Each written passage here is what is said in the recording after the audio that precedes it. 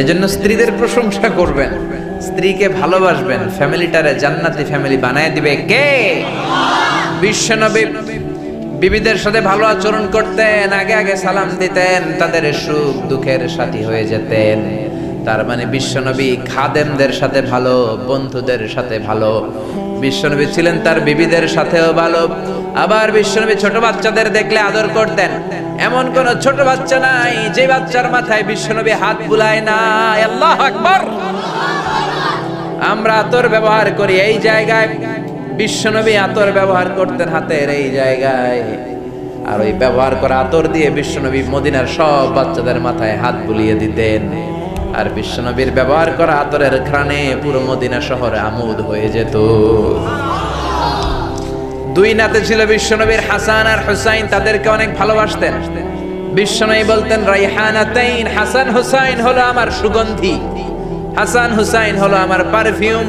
হাসান হুসাইনের দেহের এমন কোন জায়গা নাই যেই জায়গায় বিশ্বনবী দুই ঠোঁট দিয়ে চুমা দেয় নাই। বিশ্বনবীর নিজে ঘোড়া সাজতেন, হাসান কাদের উপর দাঁড়াতো, হাসান নামলে আবার হুসাইন উঠতো, হুসাইন নামলে হাসান উঠতো। গোটা বিশ্বের সর্দার, সব নবীদের সর্দার বিশ্বনবীর হাসান হুসাইন ঘোড়ার মতো ঘোড়া বানিয়ে খেলতো। সুবহানাল্লাহ। হুসাইন একবার বিশ্বনবীরে প্রশ্ন করলেন, নানা মানিল আমজাদ ইলাল্লাহ, বলেন তো নানা আল্লাহর কাছে কে বেশি দামি, আপনি নাকি আমি? বিশ্বনবী বললেন, হুসাইন আনাল আমজাদ, আমি বেশি দামি। হুসাইন বলল, নানা জি আমি মানি না, আনালা ওয়াফিক, আমি মানি না নানা। কেমন করে আপনি আমার চাইতে বেশি দামি হন? আপনার চাইতে আমি বেশি দামি। বিশ্বনবী বললেন, হুসাইন আমি হলাম নবীদের নবী, আখির নবী বিশ্ব নবী, আর তুমি হলা আমার উম্মত, তোমার চাইতে আমি বেশি দামি। হুসাইন বলে, নানা জি আপনি ভুল বললেন, আপনার চাইতে আমি হুসাইন বেশি দামি। সুবহানাল্লাহ কইবেন না? বিশ্বনবী বললেন, কাইফা যালিক, কেমন করে এটা? হুসাইন বলল, নানা জি তাহলে বলেন তো আপনার আব্বার নাম কি?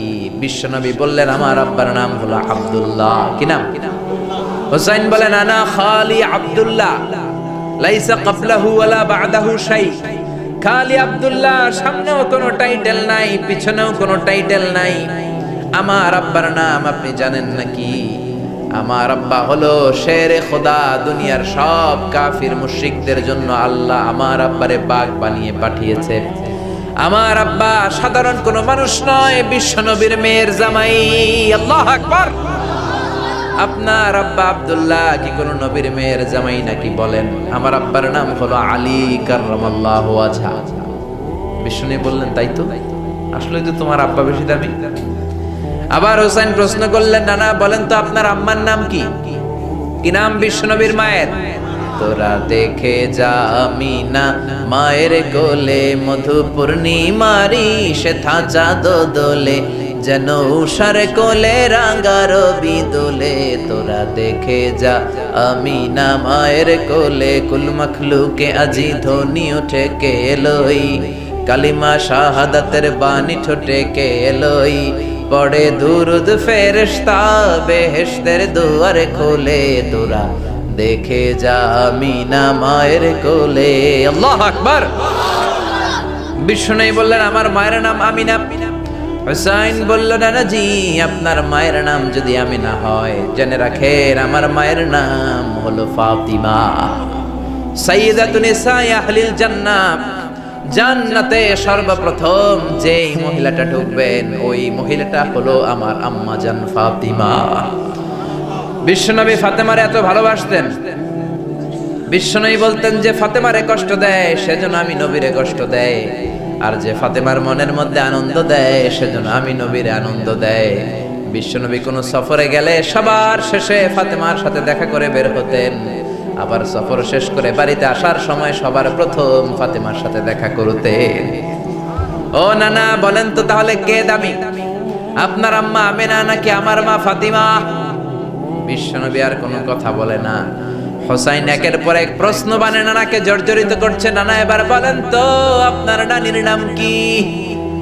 বিশ্বনবী বললেন, হুসাইন আমার নানির নাম হলো বাররা বিনতে আব্দুল উজ্জা। হুসাইন বলে, নানা আপনার নানি বাররারে কেউ চিনে না। চিনেন আপনারা? অনেকে জানেই না, ওই যে কয় নসিনি, আরা নসিনি দে, আমরা চিনি না। বাররা বিনতে আব্দুল উজ্জা, হুসাইন বলে না না, আপনার নানিরে তো কেউ চিনে না, বাররা নামটা কারো মুখস্থ নাই। আমার নানির নাম আপনি জানেন নাকি? আমার নানির নাম হলো খাদিজাতুল কুবরা তাহেরা। একটা মহিলাকে আরশের উপর থেকে আল্লাহ সালাম জানিয়েছেন, ওই মহিলাটাই আমার নানি খাদিজা।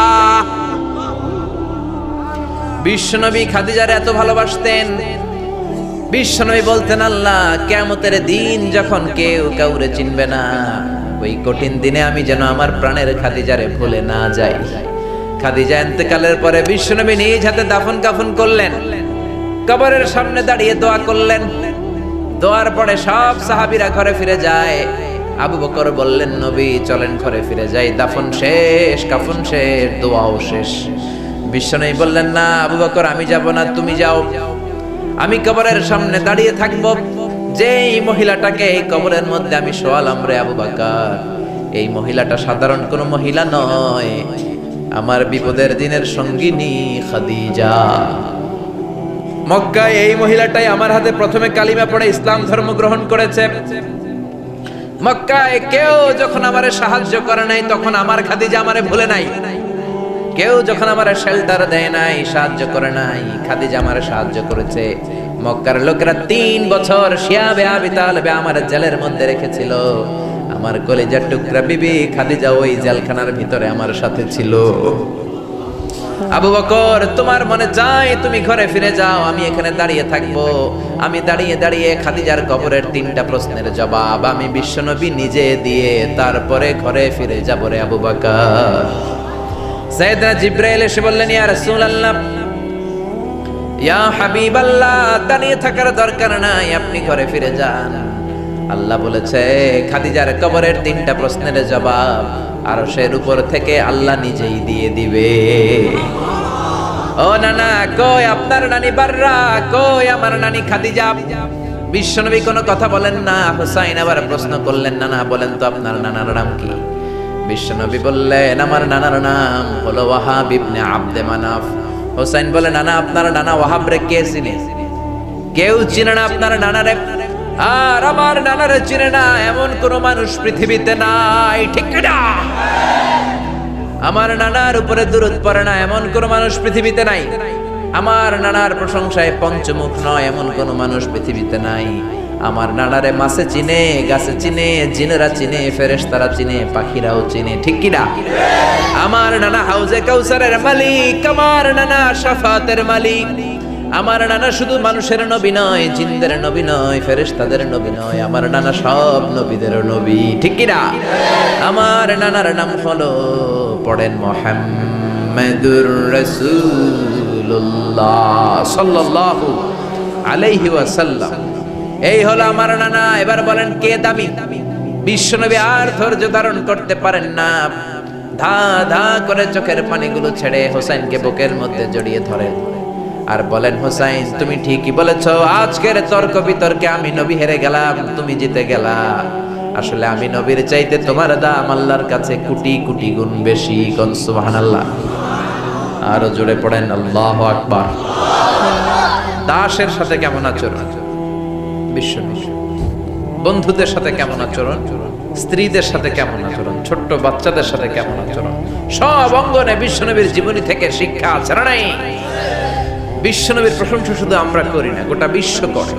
আপনি ব্রিটিশ মিউজিয়ামে মানে ইংল্যান্ডে যদি যান, ওখানকার একটা এন্ট্রেন্সে সাদা পাথরের, শ্বেত পাথরের ফলকে লেখা বিশ্বনবীর ব্যাপারে একটা কমেন্ট, যে as a father, as a teacher, as a lawgiver, as a lawmaker, as a reformer of the society, Muhammad is the superman of the world.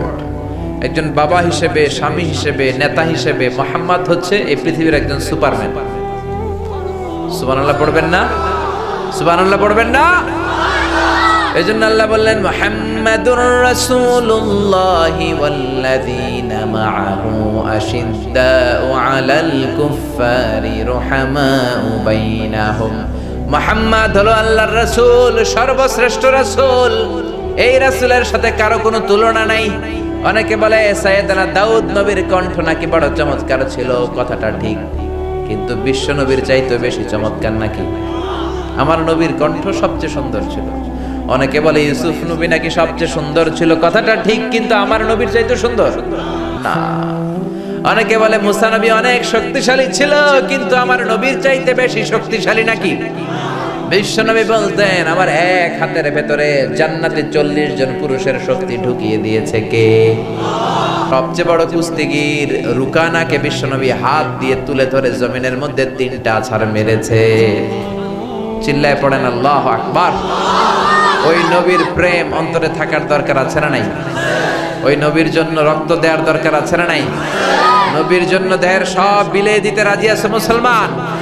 ওই নবীর বিরুদ্ধে কথা বললে তাদের বিরুদ্ধে মাঠে নামতে রাজি আছে মুসলমান।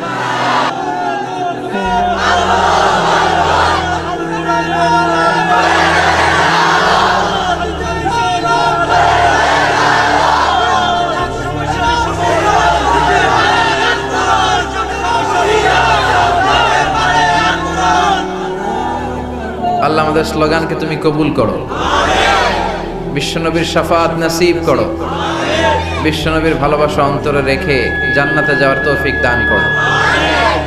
এজন্য বিশ্বনবী হচ্ছেন আল্লাহর রাসূল।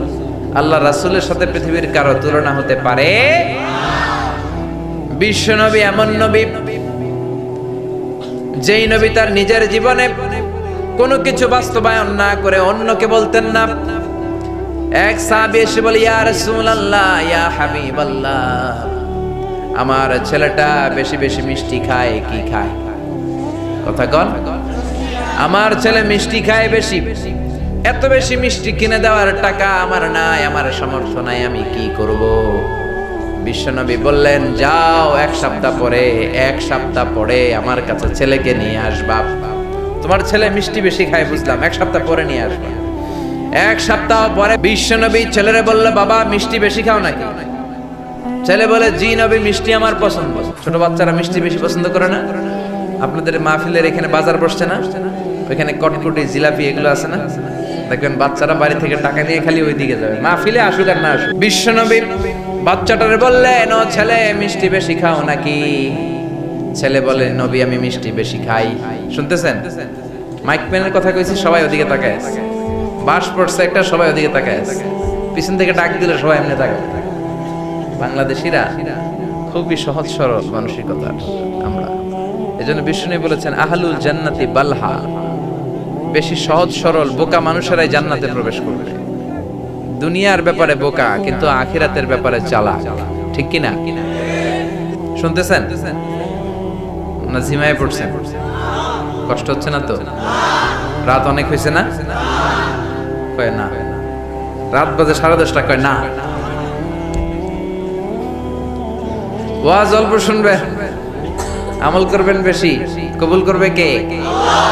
বিশ্বনবী ছোট্ট ছেলেটারে বললেন বাবা মিষ্টি বেশি খাও নাকি? ছেলে বলে নবী বেশি খাই, কারণ মিষ্টি আমার ভালো লাগে, মিষ্টি আমি পছন্দ করি। বিশ্বনবী ছেলেটারে বললেন ও বাবা, তোমার বাবার এত টাকা নাই যে তোমারে প্রতিদিন এত মিষ্টি কিনে দিবে, আজকে থেকে মিষ্টি খাওয়া কমায় দাও। ছেলে বলল ঠিক আছে নবী, কমায় দিব। ছেলের বাবা বলে নবী এই কথা তো গত সপ্তাহে বলতে পারতেন, গত সপ্তাহে বললেন যেন আজকে আসি, আজকে আসার পরে যা বললেন এটা তো গত সপ্তাহে বলতে পারতেন। বিশ্বনবী বললেন কেমন করে বলি, কারণ আমি নবী তো নিজে মিষ্টি পছন্দ করি। গত এক সপ্তাহে নিজে কম কম মিষ্টি খেয়ে আগে নিজের মধ্যে আমল এনেছি, তারপরে তোমার ছেলের নসিহত করেছি। সুবহানাল্লাহ।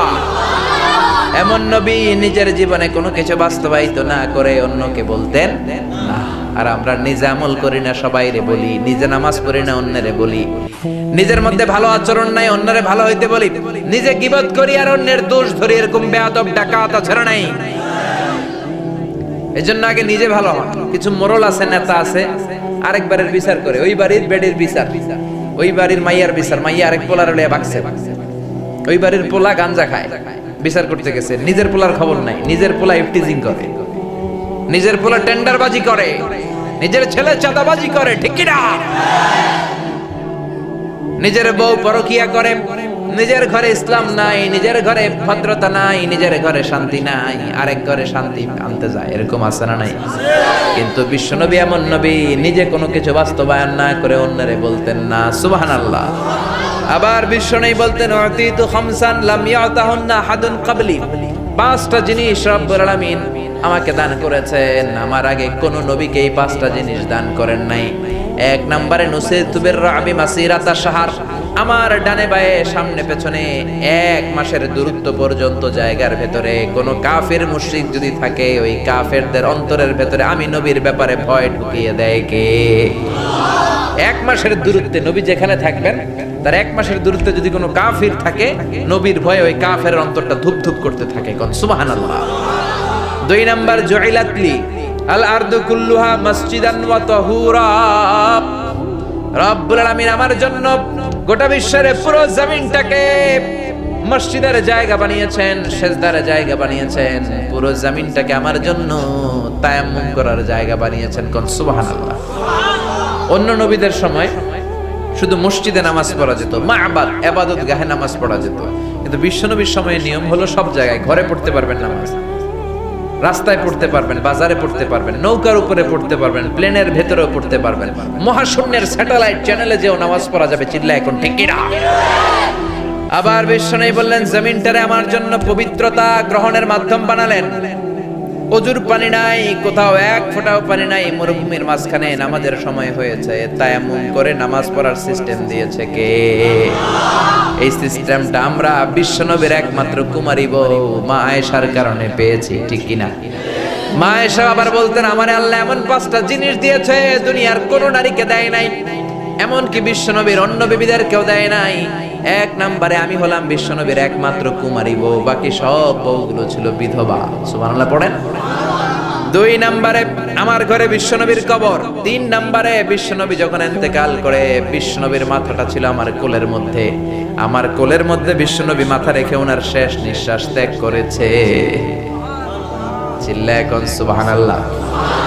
4 নম্বরে মা আয়েশা বলতেন আমি যখন বিশ্বনবীর সাথে এক লেপের নিচে ঘুমাতাম, তখনও কোরআনের আয়াত নাজিল করতো কে? অন্য বিবির সাথে এক লেপের নিচে থাকা অবস্থায় কোরআন নাজিল হতো না।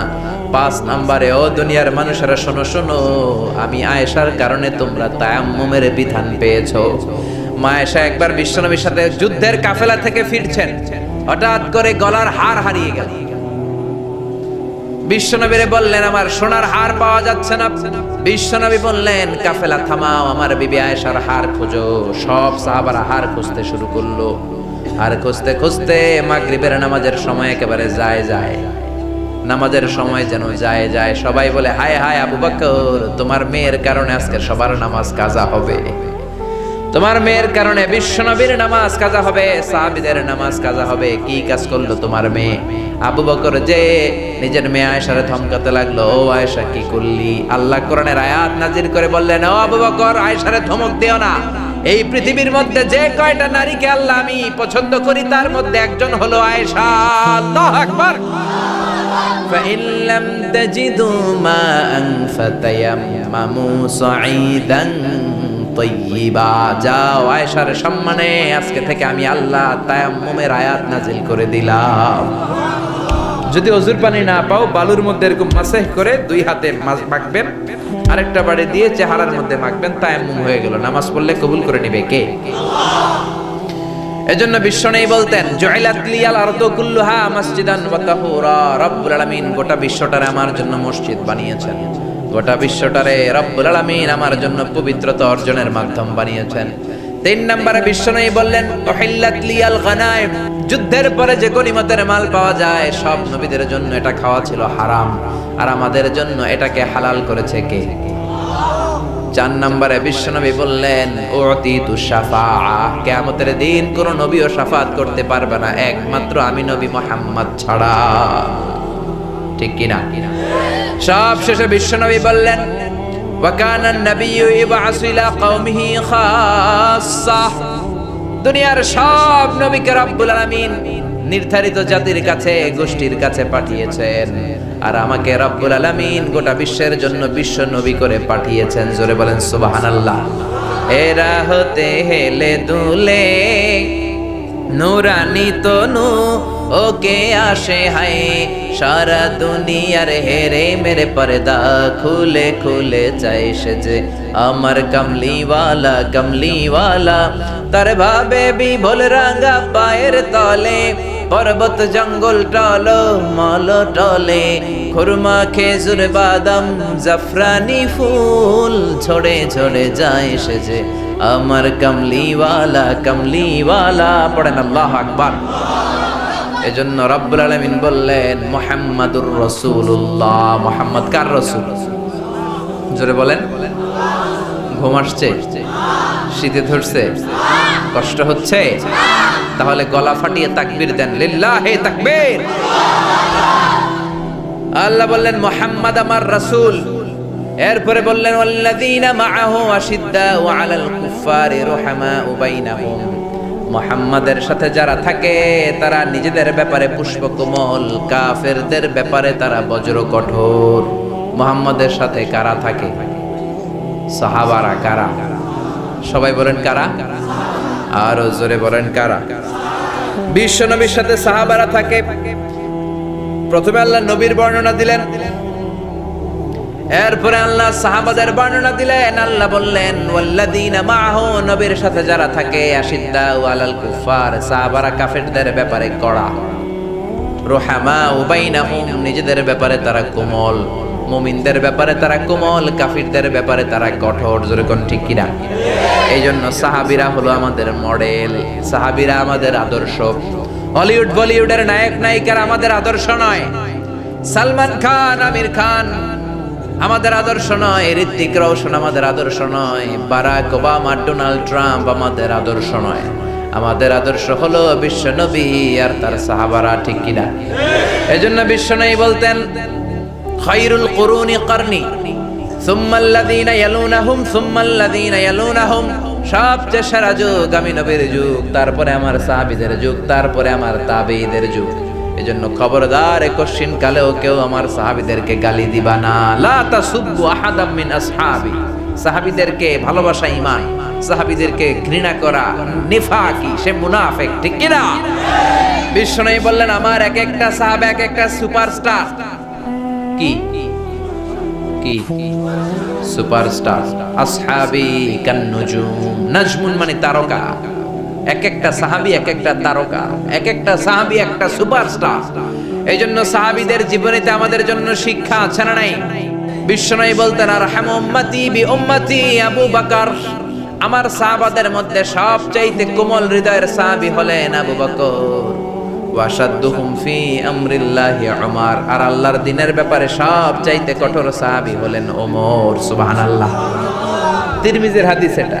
এক হাদিসে বিশ্বনবী ৮ জন সাহাবীর ৮টা গুণের কথা বললেন। কয়টা? আরো জোরে বলেন কয়টা? প্রথমে বললেন আবু বকর কোমল হৃদয়ের, এরপরে বললেন দ্বীনের ব্যাপারে করা হচ্ছে কে?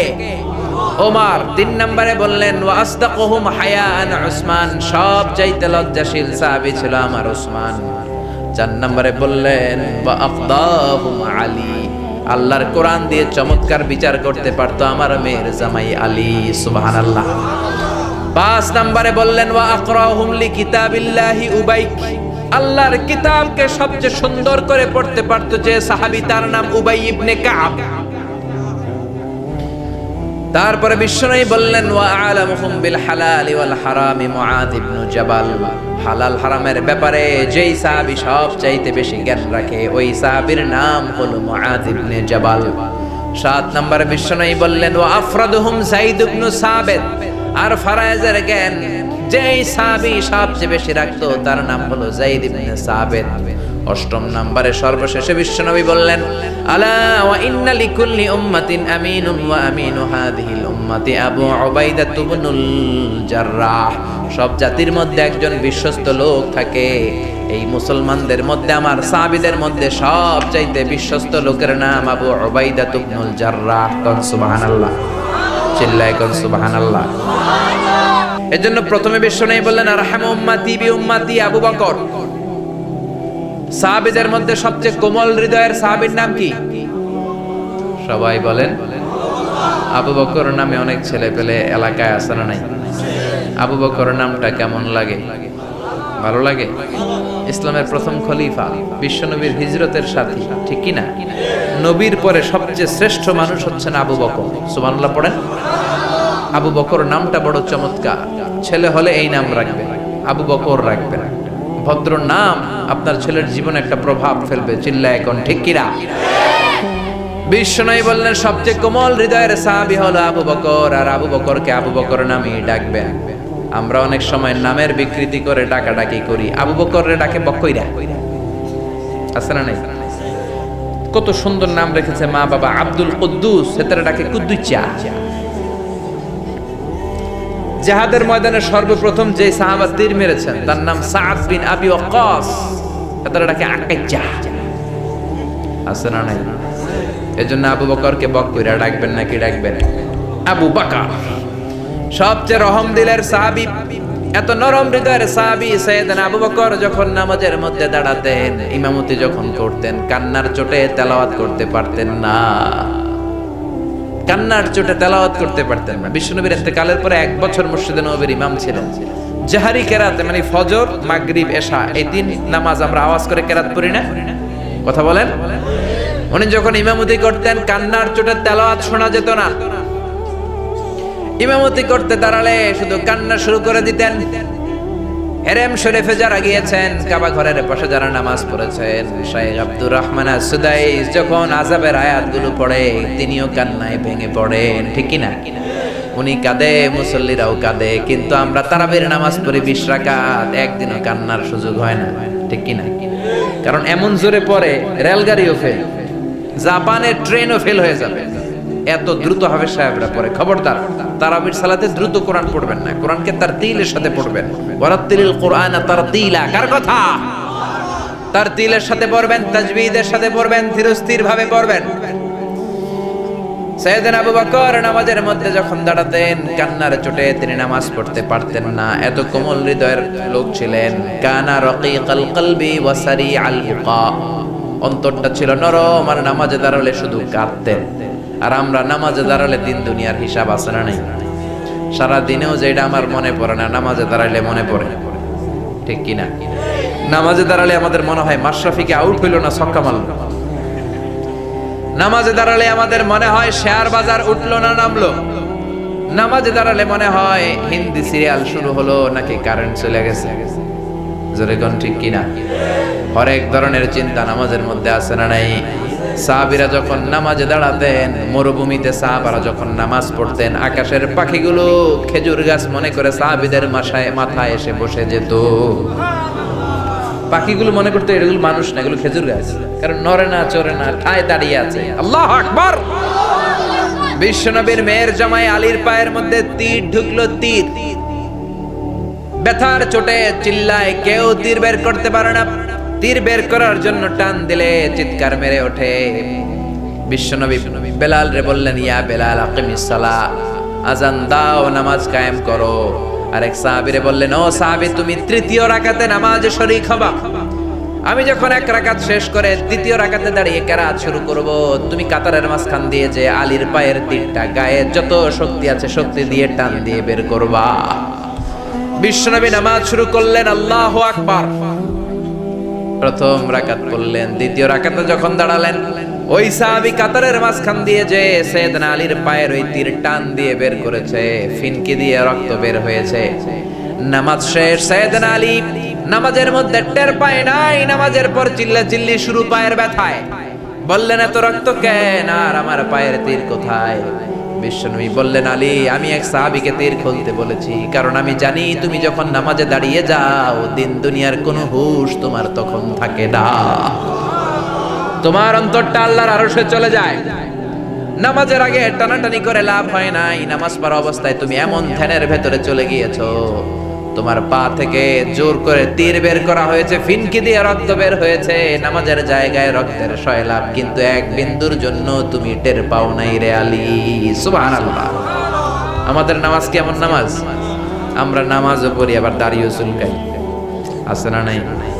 মসজিদের ডানে বায়ে জানলা থাকলে নামাজও পড়ি আবার জানলা দিয়ে ভেবে তাকাই, আছে না নাই? নামাজও পড়ি, মসজিদের ঘড়ির দিকেও তাকাই, কয়টা বাজে। এরকম মুসল্লি আছে না নাই? বিশ্বনবী বললেন সল্লু সলাতা মুআদ্দিয়া, বিদায়ী নামাজ পড়ো। প্রত্যেক সময় যখন নামাজে দাঁড়াবেন ভাববেন হতে পারে এটাই আমার জীবনের শেষ নামাজ। পারফর্ম দ্য সালাহ as if this is your last and final prayer. মনে করবেন এটাই হতে পারে আমার ফাইনাল, আমার লাস্ট প্রেয়ার, শেষ নামাজ। আজকে যে মাহফিল শেষ করে বাসায় যাইতে পারবো গ্যারান্টি আছে? আর 10 মিনিট যে বাঁচবো গ্যারান্টি আছে? তো নামাজে যখন দাঁড়াবেন এটা চিন্তা করতে সমস্যা কি? আমার তো কোনো গ্যারান্টি নেই, হতে পারে এটাই জীবনের শেষ নামাজ। এই জন্য নামাজের ব্যাপারে যত্নবান হন।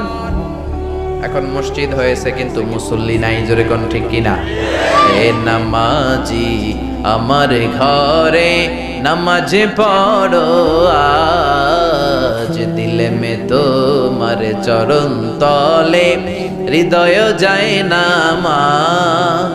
হে নামাজি আমার ঘরে নামাজ পড়ো আজ, দিলে মে তোমার চরণ তলে হৃদয় যায় নামাজ। আল্লাহু আকবার।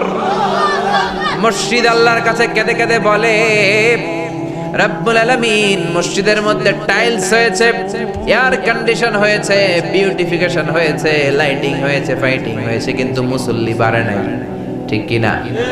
সিনেমার হলের মধ্যে ভিড় আছে না নাই? ক্রিকেট খেলার স্টেডিয়ামে ভিড় আছে না নাই? ঈদের আগের দিন চাঁদ রাতে শপিং মলে ভিড় আছে না নাই? মেলা যখন হয় মেলার ভিতরে ভিড় আছে না নাই? কিন্তু মসজিদের ভিতরে কোনো ভিড় নাই, ঠিক কি না? প্রথম কাতার পুরা হয় না ফজরের নামাজ, এরকম আছে না নাই? এজন্য সবার আগে নামাজ। সবার আগে কি? আউয়ালু মা ইউহাসাবু বিহিল আবদু ইয়াউমাল কিয়ামাতি আস-সালাহ। কিয়ামতের দিন সর্বপ্রথম যে জিনিসটার হিসাব হবে সেটা সালাত।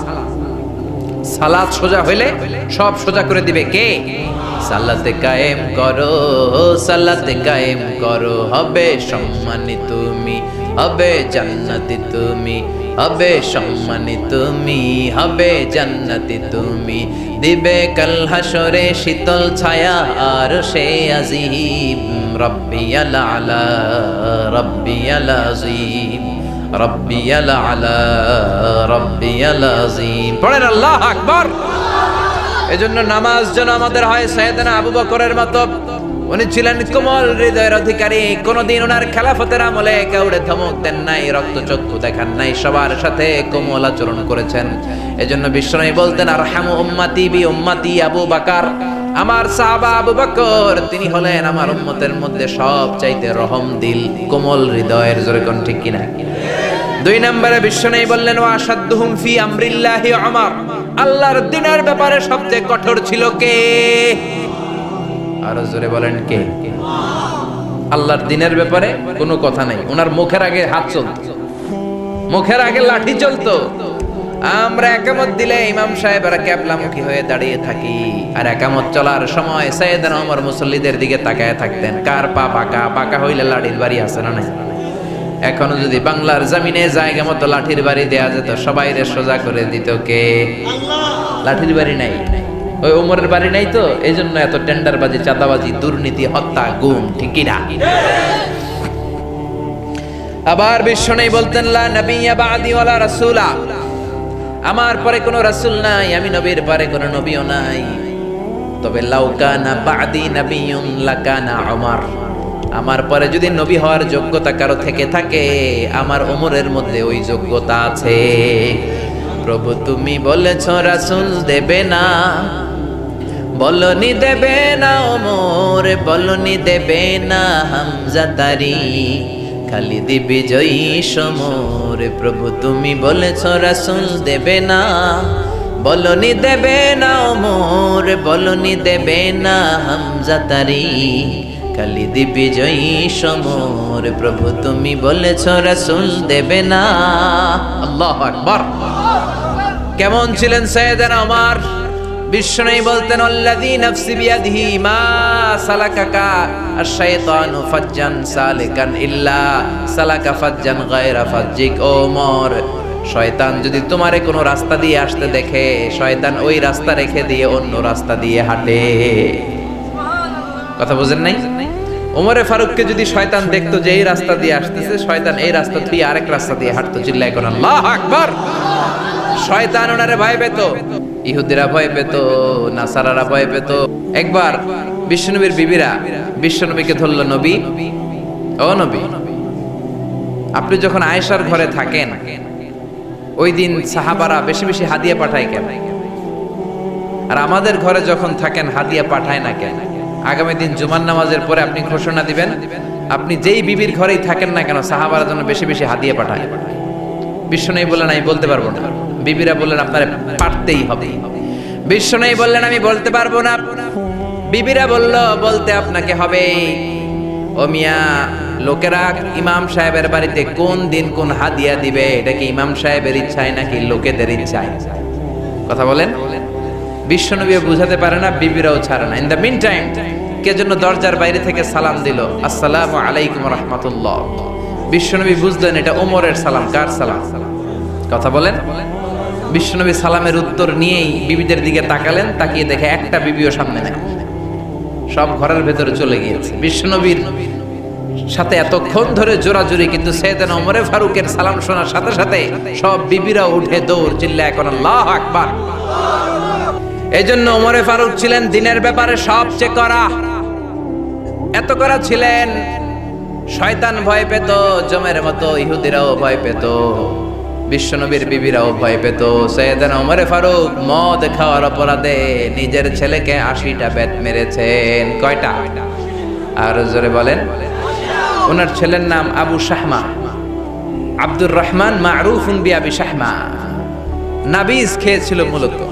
নাবিজ হচ্ছে দুধের মধ্যে খুরমা ছেড়ে দিলে, আরব দেশি যারা আছে, আরবের লোকেরা খায়, রাতের বেলা দুধের মধ্যে শক্ত খুরমা ছেড়ে দিবেন, সকালবেলা দেখবেন দুধটা লাল টকটকে হয়ে গিয়েছে। ওটা খুবই স্বাস্থ্যকর, কিন্তু এটা সকালেই খাইতে হবে। 3 দিন 4 দিন 5 দিন রেখে যদি খান, ওইটা আর নাবিজ থাকবে না, ওইটা মদ হয়ে যাবে, তারই হয়ে যাবে। ঠিক কি না?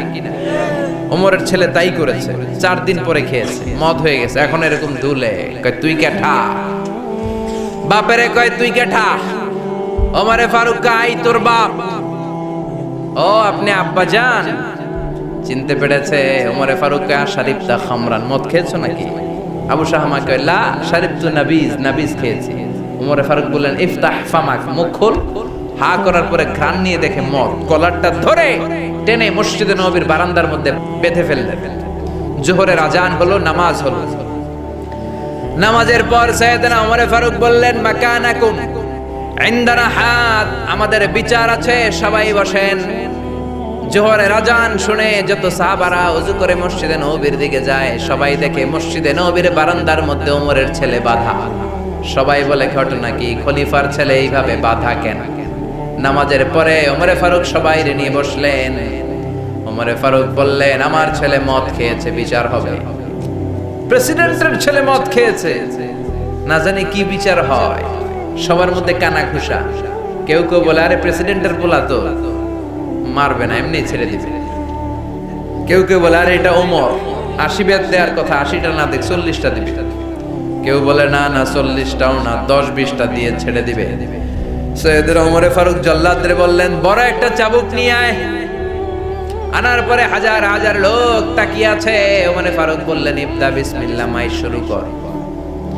জল্লাদ গায়ে যত জোর ছিল মারতে শুরু করলো। ওয়াহিদ, ইসনাইনি, তালাতা, 1 2 3, 3 চাবুক মারার পরে ওমরে ফারুক জল্লাদকে এক থাপ্পড় মেরে দূরে ফেলে দিলেন। বললেন, বেটা তুই কি চাবুক মারস না চাকরি বাঁচাস? আস্তে মারলি কেন? আসলে আস্তে মারে নাই, গায়ে যত জোর ছিল জোরসে মেরেছে, কিন্তু ওমরের ওই মায়ের পছন্দ হয় নাই। সাইয়েদনা ওমরে ফারুক বললেন, তোর হিসাবে মায়ের হইছে 3টা, আমার হিসাবে হইছে 1টা। আমার হাতে চাবুক দে, আমি 2 নাম্বার বাড়ি থেকে আরম্ভ করব। মারতে লাগলেন 2 3। ওমর ছিল মদিনার মধ্যে সবচেয়ে শক্তিশালী পুরুষ। ওনার হাতের চাবুকের বাড়ি যে খেয়েছে সে বুঝেছে কত মজা। এক একটা করে চাবুকের বাড়ি মারে, চামড়া ফেটে ফিনকে দিয়ে রক্তগুলো ছোপ ছোপ করে মসজিদে নববীর বারান্দার ওয়ালের মধ্যে লাগে। এক একটা চাবুকের বাড়ি মারে। ছেলেটা ডেকে বলে, আব্বা, আর জীবনে মদ খাবো না, আর জীবনে নাবিজও খাবো না, এবারের জন্য তুমি আমারে মাফ করে দাও। ওমরে ফারুকের পাষাণ হৃদয় তখনও নরম হয় না। একের পর এক চাবুক মারতে লাগলেন। 20টা চাবুকের বেত মারার পরে নিজের কলিজার টুকরা আবু শাহমা বেহুশ হয়ে যায়। ওমরে ফারুক বললেন, মাথার মধ্যে পানি দে, হুশ করা। আবার 21 নাম্বার থেকে পিটাতে লাগলেন। 30টা মারার পরে সাইয়েদনা ওমরে ফারুকের বিবি এসে বলে, ও ওমর, তোমার পায়ে ধরি, আমার কলিজার টুকরা সন্তান আবু শাহমারে তুমি এভাবে শেষ করে দিও না। 80টা বেত মারার কথা মেরেছো, 30টা বাকি আছে কয়টা? জোরে বলেন। বাকি 50টা বেতের বিনিময়ে, এক একটা বেতের বিনিময়ে একটা করে ওট আল্লাহর রাস্তায় আমি সদকা করে দেব। ওমরে ফারুক বললেন, আবু শাহমার মা, এটা আল্লাহর আইন, আল্লাহর বিচার, শুধু ওট সদকা করবা কেন? গোটা বিশ্বটা যদি আমার হাতে এনে দাও, 80টা বাড়ির একটা বাড়িও আমি কম দিতে পারবো না। আল্লাহু আকবার। মারতেই লাগলেন। 50টা বাড়ি মারার পরে ছেলে দুনিয়া থেকে শেষ। আবু শাহমার বেঁচে নাই, মরে গেছে। ওমরে ফারুক বললেন, জানাজা দে, গোসল দে, কবর দে। কবর দেওয়ার পরে কবরের উপরে মারতে আরম্ভ করলেন। 51, 52, 53, 80টা বেত মারার পরে আল্লাহর ডেকে বললেন, আল্লাহ, আমার নিজের কলিজার টুকরা ছেলেরে পিটায় মাইরা ফেলাইছি মদ খাওয়ার অপরাধে। কিয়ামতের দিন তুমি আমারে জালিম বলে ডাক দিতে পারবা না। সুবহানাল্লাহ কইবেন না? এই জন্য ইসলাম বলে আইন সবার জন্য সমান। ইসলাম বললে চুরি করলে হাত কেটে দাও, সবার জন্য সমান। প্রধানমন্ত্রীর ছেলেও যদি চুরি করে হাত কাটার দরকার আছে না নাই? আবার রিকশাওয়ালা, ঠেলাওয়ালা, দিনমজুর যদি চুরি করে হাত কাটার দরকার আছে না নাই? পুরুষ চুরি করলে হাত কাটার দরকার আছে না নাই? নারী চুরি করলে হাত কাটার দরকার আছে না নাই? হিজড়ারা যদি চুরি করে হাত কাটার দরকার আছে না নাই? কারণ আইনটা কার?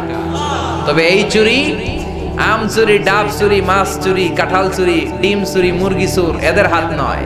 বড় বড় চোরদের হাত আগে কাটতে হবে, ঠিক কিনা? যারা এক সিগনেচারের খোঁজায় দেশের টাকা মেরে দেয়, কালো টাকার পাহাড় বানায়, শেয়ার বাজার মেরে দেয়, পদ্মা সেতু মেরে দেয়, সব খায়া ফেলায়, এরকম টাকা আছে না নাই? এজন্য আল্লাহ বললেন, সারিকু ওয়াস-সারিকাতু ফাকতাউ আইদিয়াহুমা জাযাম বিমা কাসাবা নাকালাম মিনাল্লাহ ওয়াল্লাহু আজিজুন হাকীম। চোর আর চুন্নির হাত কেটে দাও, সমাজটারে সুন্দর করে দিবে কে? ওমরে ফারুক এমন লোক ছিলেন, আল্লাহর দ্বীনের ব্যাপারে নিজের ছেলেরাও ছাড়ে নাই। 3 নম্বরে বিশ্বনবী বললেন, ওয়াসতাকুহুম হায়াআন উসমান। সাহাবীদের মধ্যে সবচেয়ে লজ্জাশীল সাহাবী কে?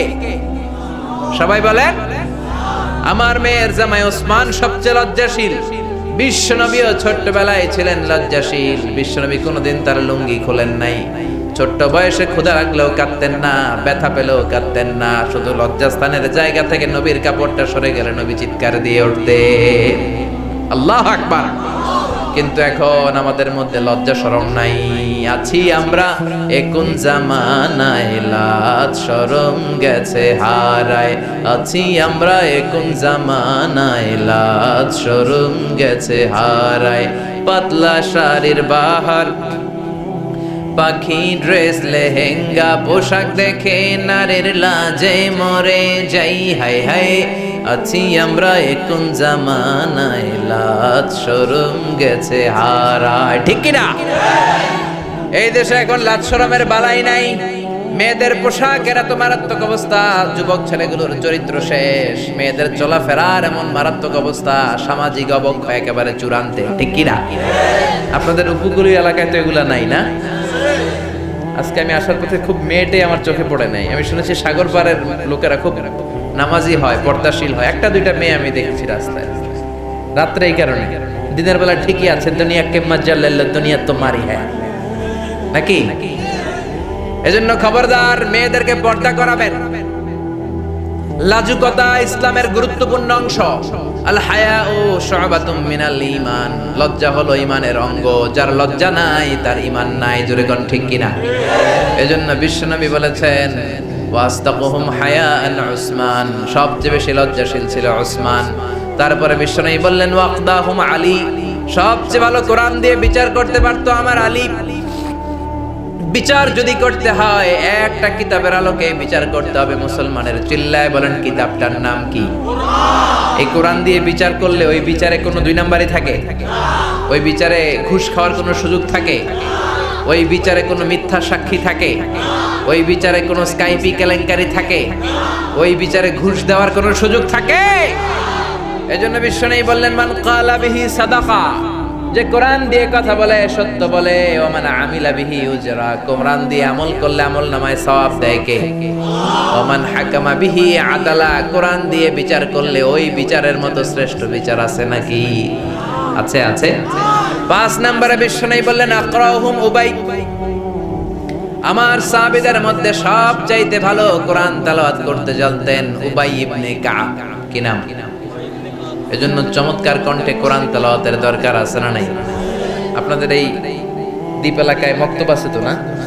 সকালে ছেলে মেয়েদেরকে কোরআন শেখান। এটা আমাদের অনেক দিনের ঐতিহ্য। এই ঐতিহ্য ভাঙবেন না, ভাঙবেন তো মরবেন, ঠিক কি না? কোরআন শিখান, ছেলেগুলো আল্লাহওয়ালা হবে, নামাজওয়ালা হবে, ইসলামওয়ালা হবে। আর কোরআন শিখাবেন না, হবে ডাকাই, হবে টেন্ডারবাজ, হবে গুন্ডা, হবে বদমাশ। তোর কোন ঠিক কি না? এজন্য সকালবেলায় কোরআন শিখাবেন, প্রতিদিন যেন কোরআনের তেলাওয়াত হয়, প্রতিদিন যেন কোরআনের একটা হলেও আয়াতের অর্থ পড়া হয়। কারণ কোরআন আপনার জীবনের সব সমস্যার সমাধান করে দিবে। সমাধান চাও যদি জীবনে মরণে, ফিরে যাও খুঁজে নাও, চোখ রাখো কোরআনে। If you want the solution this দুনিয়া and আখিরা, go back, have a look to the holy কোরআনে। ঠিক কি না? সব সমস্যার সমাধান, চিল্লায় বলেন সব সমস্যার সমাধান। এজন্যই কোরআন পড়ার দরকার আছে না নাই? কোরআন ছাড়বেন তো মরবেন, কোরআন ছাড়ছেন তো মরছেন, ঠিক কিনা? এজন্য কোরআনকে আঁকড়ে ধরতে হবে, কোরআন বুঝতে হবে, কোরআন পড়তে হবে, কোরআনকে অন্তরে নিয়েই মরতে হবে, ঠিক কিনা? তারপরে বিশ্বনবী বললেন হালাল হারামের ব্যাপারে সবচেয়ে স্পেশালিস্ট সাহাবী মুআজ ইবনে জাবাল। এমন সাহাবী ছিলেন, সাহাবীদের মধ্যে সবচাইতে বেশি হালাল হারামের জ্ঞান রাখতেন। আমরা এখন হালাল হারাম বাছি না, হালালও খাই হারামও খাই, ঘুষ খাই, যৌতুক খাই, সুদ খাই, আছে না নাই? আল্লাহ বললেন সব খায়ও না, কুলু মিম্মা ফিল আরদি হালালান তাইয়্যিবা, জমিনের মধ্যে আমি আল্লাহ যেটা হালাল করেছি সেটা খাও, বরকত দিবে কে? হালালে বরকত আছে না নাই? বেশি না কম? বুঝে উত্তর দেন। বলেন তো গরু খাওয়া হালাল না হারাম? কথা বলেন। কুকুর খাওয়া? গরু হালাল, কুকুর হারাম। প্রতিদিন আমরা গরু জবাই করি বেশি না কুকুর জবাই করি? কত হাজার হাজার গরু আমরা জবাই করি বিয়ের অনুষ্ঠানে, মুসলমানের অনুষ্ঠানে। আর কুরবানির ঈদে তো কথাই নাই, বাংলাদেশের গরু দিয়ে হয় না, ইন্ডিয়া থেকে গরু আনা লাগে, ঠিক কি না? তাহলে গরু খাই বেশি, কুকুর খাই না। গরু বছরে বাচ্চা দেয় কয়টা? একটা। কুকুর দেয় কয়টা? 7টা, 8টা, 9টা। কোনো জন্ম নিয়ন্ত্রণ নাই তো, দাদার সে দিতে থাকে, ঠিক কিনা? তাহলে গরু খাই বেশি, কুকুর খাই না। গরু বাচ্চা দেয় কম, কুকুর বাচ্চা দেয় বেশি। তারপরেও বলেন তো বাংলাদেশে গরু বেশি না কুকুর বেশি? জোরে বলেন কি বেশি? এত খাওয়ার পরে, এত জবাই করার পরে, এত কম বাচ্চা দেওয়ার পরে গরু বেশি কেন? কারণ গরুতে বরকত বেশি। হালাল, হালালের ভেতরে রব্বুল আলামিন বরকত ঢুকিয়ে দেন। হারাম যত বেশি হোক বরকত হয় না, জোরে কোন ঠিক কিনা?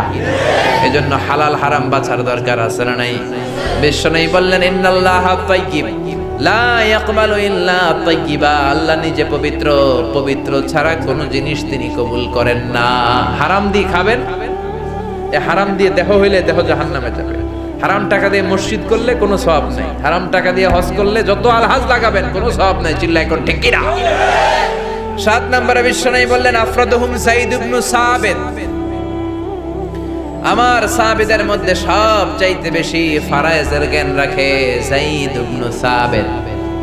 ফারায়েজ মানে উত্তরাধিকার আইন, আল্লাহ দেয়া উত্তরাধিকার বন্টনের আইন। আল্লাহ বলেন ইউসিকুমুল্লাহু ফি আওলাদিকুম লিযযাকারি মিসলু হাযযিল উনসায়াইন। দুনিয়ার সব বাবাদেরকে আল্লাহ ডেকে বললেন, ও বাবারা, মরার আগে সম্পদ যখন বন্টন করবা, ছেলের যদ্দুর দিবা, মেয়ের তার অর্ধেক দিবা। কার কথা? আরো জোরে বলেন। ছেলের যদি 2 লাখ দাও, মেয়েরে দিবা কয় লাখ? ছেলেরে যদি 4টা বাড়ি দাও, মেয়েরে দিবা কয়টা বাড়ি? আপনাদের এই চর এলাকায় ঠিকঠাক মতো দেন তো না? ঠিক মতো না? এটা নিয়ে কোনো ঝামেলা নাই। অনেক এলাকায় দেখা যায় ছেলেরে দেয় বেশি, মেয়েরে দেয় না। না দিয়ে মেয়েরে কয়, মা তোর লাগে আমি দোয়া করে দিলাম, তোর বাইরে সব দিয়ে দিলাম। তো তো দোয়া তো আপনি সবার জন্যই করবেন, যে যেটা পাওয়ার উপযোগী তারে ওইটা দেন, তারপরে দোয়া করেন। অনেক মা আছে ছেলের পাতে দেয় মুরগির রান আর মেয়ের পাতে দেয় মুরগির ঠ্যাং, আছে না নাই? দেখবেন যে মা বাবা ছেলের পাতে দেয় মুরগির রান, মেয়ের পাতে দেয় মুরগির ঠ্যাং, ওই মা বাবার শেষ জীবন ছেলের বাড়িতে কাটে মেয়ের জামাইয়ের বাড়িতে। প্রকৃতিরও একটা রিটার্ন আছে না নাই? এজন্য আল্লাহর দেয় বিধান